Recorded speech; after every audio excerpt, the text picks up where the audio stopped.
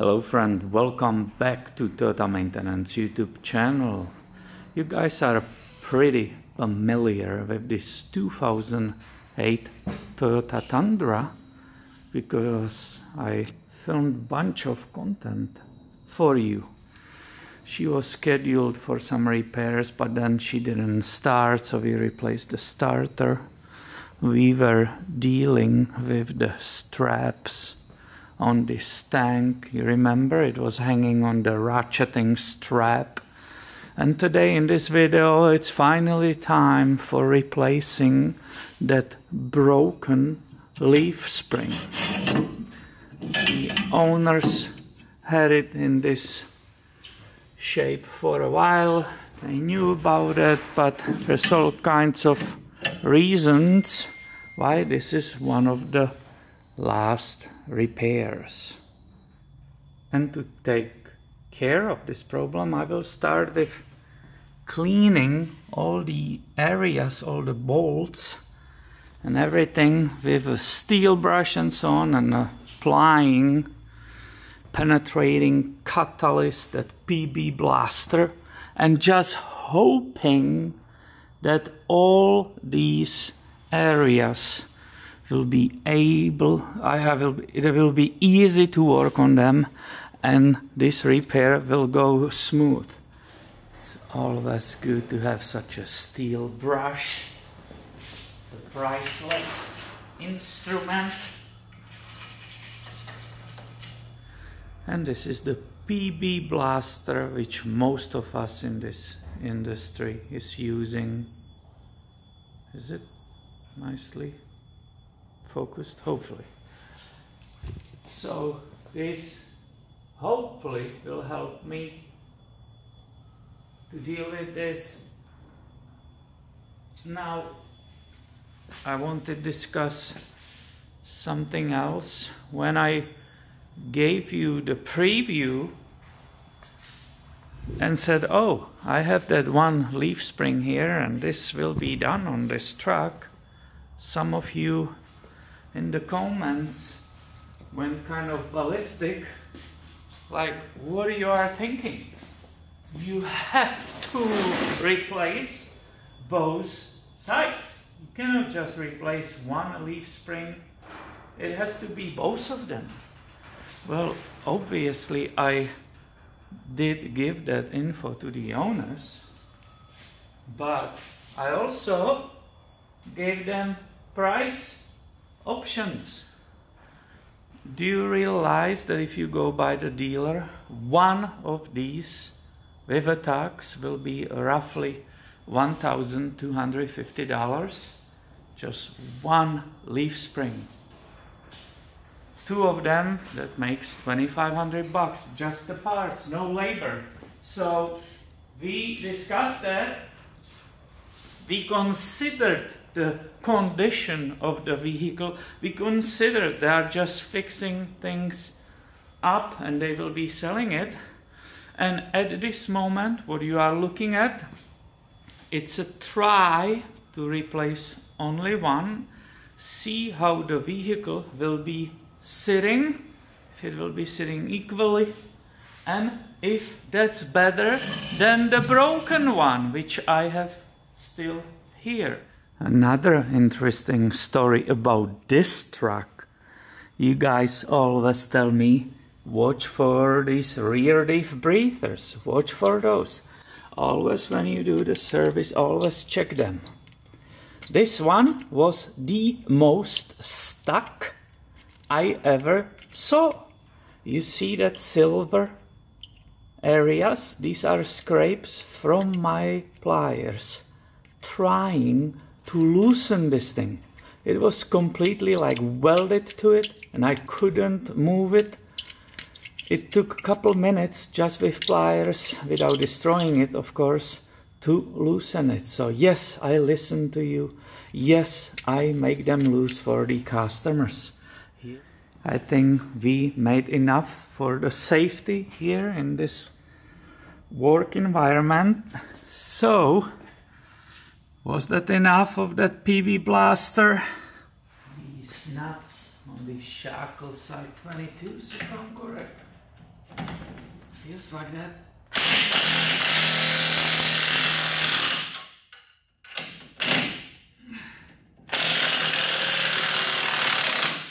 Oh yeah.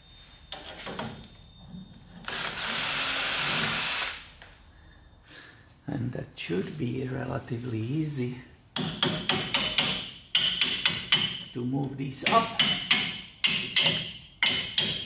Yep, it's just a little tapping. When you do repairs like this, always pay attention to the orientation of the parts, because they might be asymmetrical or they might have different sides. Another good idea is just lay it down on the floor in the same direction you removed it. This bolt and nut on the other side, these are number 19 millimeters. So let's see how that will cooperate with us today, huh? Oh, did you hear that? Did you hear that? Are you bringing me a lot of luck again? Oh, you know to immediately stop me and say, oh Peter, don't get too excited too early, because you still have the other side. And as you know, it's always the last bolt. The bolt was slow to come out because the leaf spring is actually pushing up, because there is that lift here, the brick. If it wasn't there, it should be very easy to get out. Let's go and have a look on those rear nuts on that shackle. So here is the bottom. There is one more right there. So do you think that was enough of soaking? Do you think it's ready to give? I think these nuts are also 19s. So let's see how lucky we are.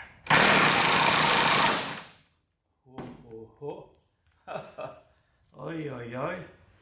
This Chicago pneumatic CP. It's powerful. I just put a new battery in it today. My goodness. This is my mistake, right? Oh my goodness. Oh, wow. I love this. And I will use my little friend. Say hello to my little friend again. We don't want to kill ourselves if we have all these tools, right? So, do you see how it's all together there? That's a part of that. Now we will need to slide it out, and it will normally come off towards to you, but again, this little lift is a problem, so I might need to disconnect this shock right here and actually drop this rear axle these 2 inches or something, and that will make this work way easier. I lowered that axle a little bit. I moved the shackle out of my way here, and I will be finally able to get this thing off. What is in my way that entire time is that lift brake. I put on it towards the rear and front because it's slopey actually. So as we said, pay attention to what you're doing so you put it together. Oh yeah. And here it comes, friend. Believe it or not. It's heavy. This is really heavy. These are the moments you are hoping these parts are identical. Of course, before purchase, they tell you to measure length from the bolt to the bolt, but yeah, that looks pretty cool. So I think it's time to start installing. This is the time when I look on the clock and realize how behind I am because of the filming. So I will try to keep filming, but if not every detail is there or if it's something missing, please excuse that. One day this channel will have so many subscribers and I will have so many views as YouTube channel that I will be able to just borrow cars from people or have my own to film for you, and then there will be nothing missing. Is this how it was there? I don't think so. I think it goes the other way. I'm pretty sure everybody knows how it works. You have to create videos, and these videos needs to be monetized. When they are monetized, we are being paid when the viewers like you are watching the ads. So that's the, in very short, the principle how this YouTube works. Yeah, this brick, this lift, it's totally pain in the butt. I might need to get rid of it first to install the spring and then try to sneak it under. I removed that brick, I put it down, I just turned it around and it was in its own place.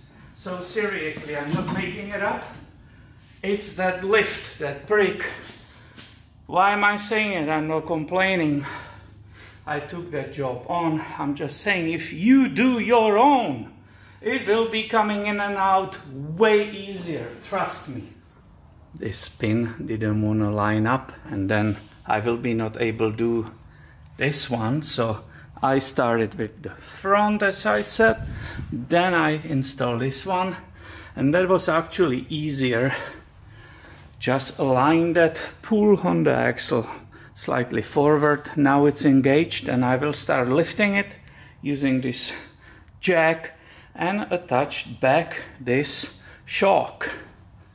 I couldn't do every single little step for you, and I know some of you are waiting for the result only anyway because they want to see if this one new spring will be completely off from the other side, from the old one. Well, we shall see. Obviously, this is one of these jobs where you double and triple check every single nut. You don't want these things fall apart. So I got it everything torqued, and here you can see the results of this work. Not so bad for a beginner, isn't it? The reason I say beginner, because you all know very well I'm just filming it for you to entertain you. By no means this is what I do daily or weekly. I don't have a shop for truck lifts, off-roading, rock crawling. It's the opposite. Just this wheel. To lift it, you have no idea how heavy it is. It's unbelievable. I can't be lifting this 30 times a day. There's no way. So heavy. I love it. It's beautiful. The tire is excellent. I talked to the owners. They said, oh, when the snow is down in the hills, these tires and rings were extremely expensive, they said. But absolutely worth every single penny, because they never got stuck anywhere. They said these are just unbelievable. It's a Toyo M/T LT275 70 R18, and it's an open country.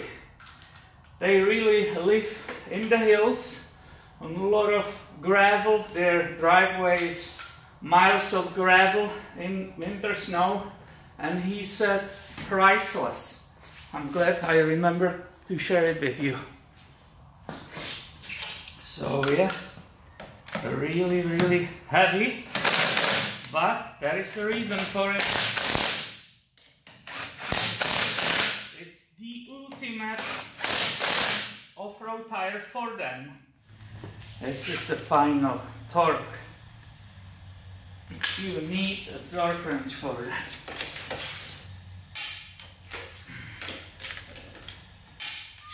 And as I mentioned multiple times before, I'm not the expert on these things, but I listen to the experts, and I bet you that people from this off-roading industry will clearly tell you, you cannot judge it even right now. It needs a few days.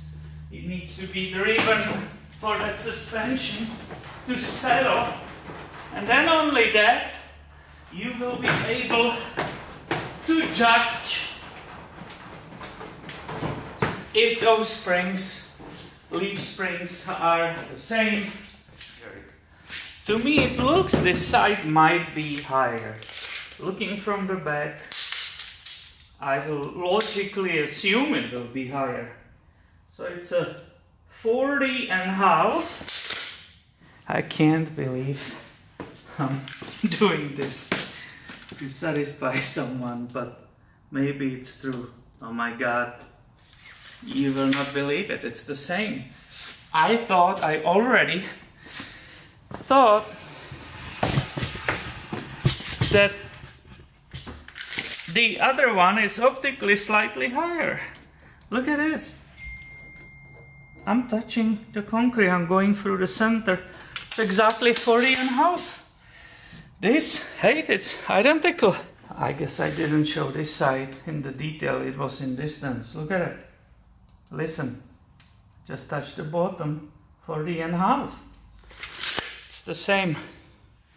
And here you got it, my friend. This video might be a little bit long and it's not complete, but I had to keep watching that clock, which is behind you in the office, because I want to give it back today to the customer, and they came in afternoon. I had different Corolla in the morning, so I'm glad I was able to show you all this.